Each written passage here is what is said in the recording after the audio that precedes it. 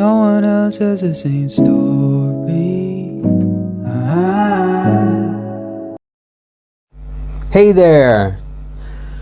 Oh, you know, it's such a strange thing to say the same thing over and over again, but each video is a new video, right? So I'm still Martin Boyce, and this is the entry from my Escaping Wage Slavery blog entitled Parsley, Sage, Rosemary, and Marijuana.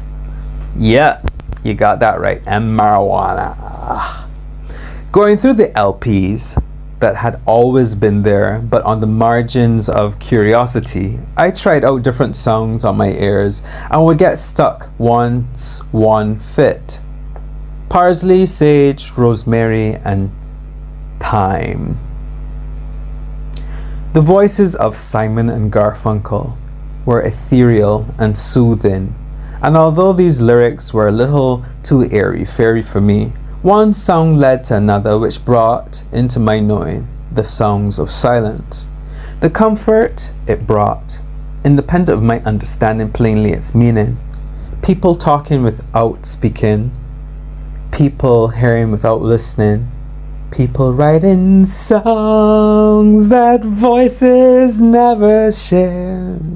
No one dare disturb the sound of silence. And that's a quote. I don't own it. I'm not making money from it. Don't sue me. Okay? The Bad Lands of Barbados.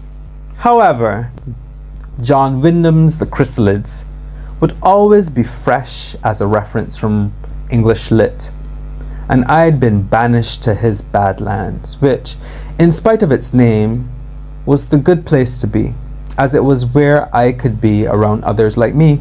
Here in BIM, I've said this BIM in a couple, this is an aside, I've said this BIM in a couple of other stories. It links to something which explains what it is, but BIM stands for Bimshire, which is one of the names given Barbados, okay? By the metropole.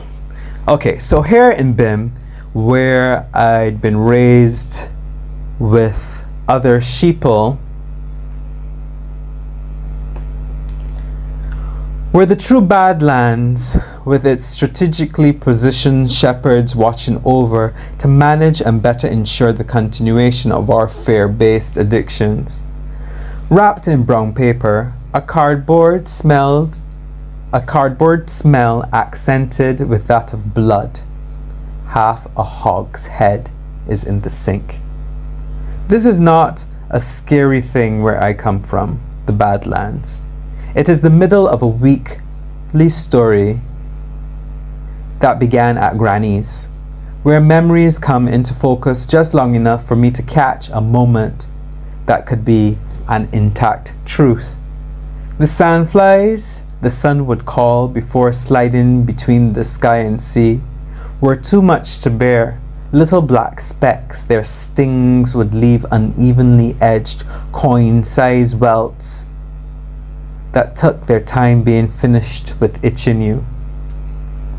Granny, a woman with short white plaits, only hidden under a curly grey and black wig on Sundays, was always chewing with phantom teeth.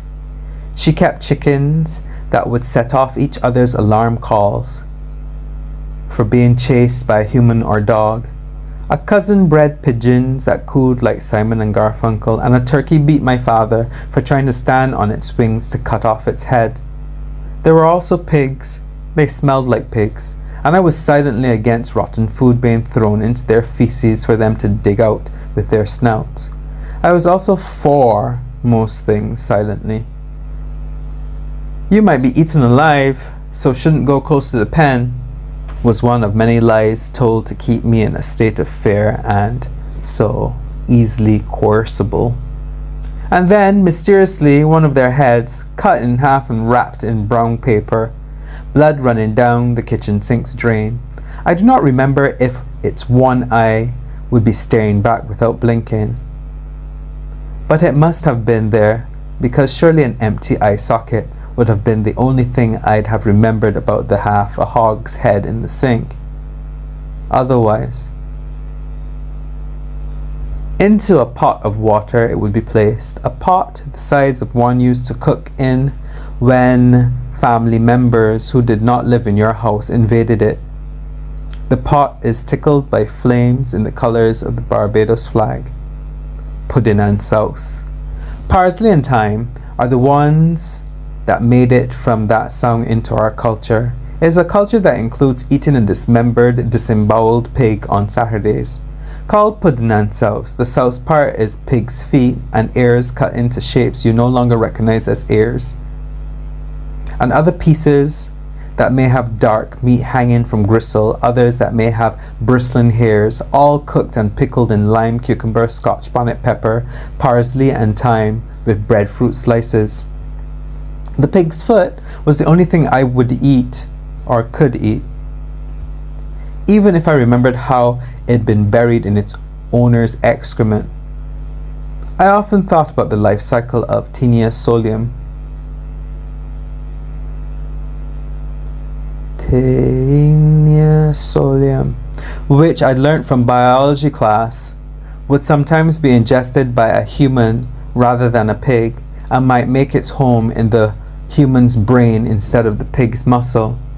The pudding, which used to be pig intestine stuffed with seasoned and fried blood, was now stuffed with cooked and seasoned sweet potato, and I do not know what gives it that gelatinous consistency, but tasty as it was, I could only ever eat it if I was sure no intestine had been involved in its preparation. Market for herbs. There's a market for parsley and thyme because people will have pigs killed so they can eat their flesh on Saturdays. But herbs are also used in many different dishes, including the vegan version of pudding and souse. Parsley, sage, rosemary, and thyme. Should I grow them because there is a market and herbs are the only thing monkeys aren't interested in stealing or destroying? Shall I rewrite the song to be parsley, chives, sweet marjoram, and marijuana? Because they're used more and easier to relate to in BIM. Should I? Let me know what you think. Because this is where I end this reading for today. Thanks for joining me. And you can check out this blog. You'll see some photos of the dish, not of the pig head. Sorry to disappoint you, you weirdos. The ones of you who are hoping to see that. So next time, until next time here on Boyce Books, do what Mother Sally's do to the best of your ability. Stay with it. You don't need to water it down. No one else has the same story.